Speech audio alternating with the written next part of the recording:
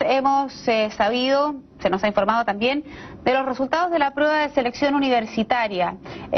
Más allá de los puntajes nacionales, más allá de la tremenda oferta que existe a nivel universitario y de cómo las instituciones prácticamente se pelean por obtener a los puntajes nacionales, sigue quedando de manifiesto la brecha que existe entre la educación pública y la educación privada. Queremos conversar de la inequidad que aparentemente se mantiene, por lo menos en educación. Establecemos a esta hora contacto con Tomás Moyati, quien está en la radio Bio Bio y quien va a compartir esta información con nosotros. ¿Cómo estás, Tomás? ¿Cómo estás, Verónica? Muy buenos días. ¿Qué tal? Fíjate que una de las inquietudes que tengo y que me gustaría ver si nos ayudas a aclarar, generalmente en el presupuesto de la Nación siempre se indica que cada vez hay más recursos, que se está invirtiendo más. Sin embargo, por lo menos eso aparentemente en términos de resultados no se refleja. ¿Qué crees tú que está pasando, que acaso se mantiene esta inequidad permanente entre lo público y lo privado en materia de educación? Que la educación, Verónica, no es prioridad. Invertir recursos no significa que haya prioridad, que haya preocupación. A ver, esto es un desastre y yo me siento como un disco rayado porque todos los años hablamos de lo mismo, es como una especie de raconto cinematográfico permanente, siempre hablando de lo mismo, siempre contando historias pasadas, porque podríamos este mismo diálogo haberlo tenido hace un año, 2 años, 3 años y estaríamos diciendo lo mismo. La PSU comenzó el año 2004, la diferencia en estos 7 años ha aumentado, era de 120 puntos en matemáticas y 112 en lenguaje entre colegios pagados y los colegios municipalizados. Después de 7 años aumenta en 40 puntos.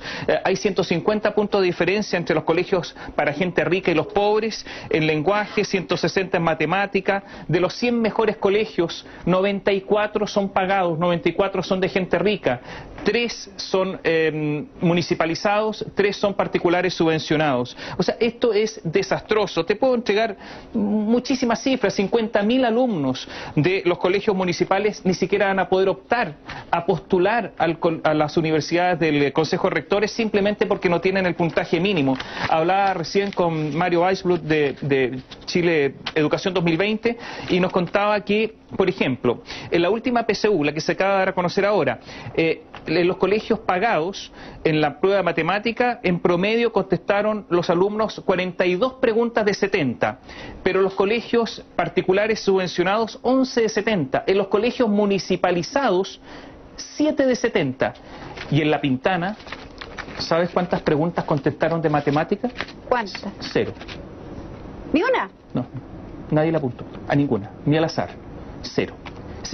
Esto es el drama, este es el drama absoluto de Chile. En el test PISA, si se mide el coeficiente de dispersión de resultados, o sea, la diferencia que se produce, hay un modelo, la diferencia entre los colegios, en este test, Chile tiene el peor resultado de América Latina en cuanto a diferencias. Entonces resulta que estamos mal. Y esto es un tema de democracia. Lo único que tiene que asegurar el Estado, porque el Estado existe, porque es creación nuestra, lo único que tiene que asegurar es igualdad de oportunidades. Después la inteligencia, después la perseverancia, después es el trabajo, porque la educación es rigurosa. Es verdad que la educación es selectiva, pero es selectiva para los mejores de acuerdo a inteligencia y trabajo, no para los más ricos. Y eso es lo que sucede en Chile, una distorsión gigantesca. En Europa, en muchos países europeos, la gente, los hijos de familias pobres y ricas comparten el pupitre porque van a los colegios públicos y esos son los que ofrecen mejor calidad. Aquí no avanzamos nada. El programa de Michelle Bachelet tenía poco y nada de educación. Ese es un programa. Este gobierno no tenía como prioridad la educación. Fue la revolución pingüina la que desató la preocupación. Pero finalmente tenemos una ley que no soluciona para nada este problema.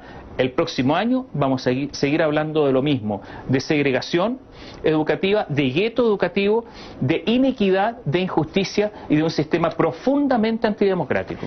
Pucha, no quiero ser pájaro de mal agüero, pero en general tengo la percepción, corrígeme si estoy muy distante de lo que puede ser, pero es poco probable que un presidente que tiene 4 años de gobierno ponga como eje de su gobierno la educación, considerando que los resultados son muy de largo plazo. O sea, vale decir que en 4 años nadie va a conseguir como dividendo para un gobierno el que le digan, señor o señora, usted logró arreglar la educación. Es tanto el tiempo que se requiere que probablemente nadie va a apostar por mejorar radicalmente la educación si sabe que los dividendos probablemente no le van a llegar dentro de su periodo, de su mandato? Ahora yo me pregunto, bueno, el haber ingresado a la OCDE, de la que hemos hablado tanto, ¿contribuirá en alguna medida en este club de los países ricos a que podamos mejorar en algo o que nos suban el estándar, que nos exijan un poco más en materia de educación?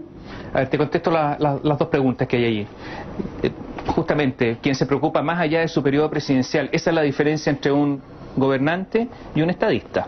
Y lo segundo, lo conversábamos también con Weisblut, hace 15 años que México forma parte de la OCDE, 15 años, y tiene una peor educación que Chile, de acuerdo a todos los test.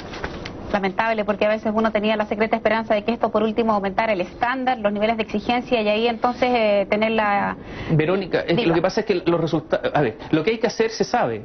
Sabemos que hay que mejorar la carrera docente, hay que mejorar las escuelas de pedagogía, absolutamente. Se entra con 400 puntos a esa escuela.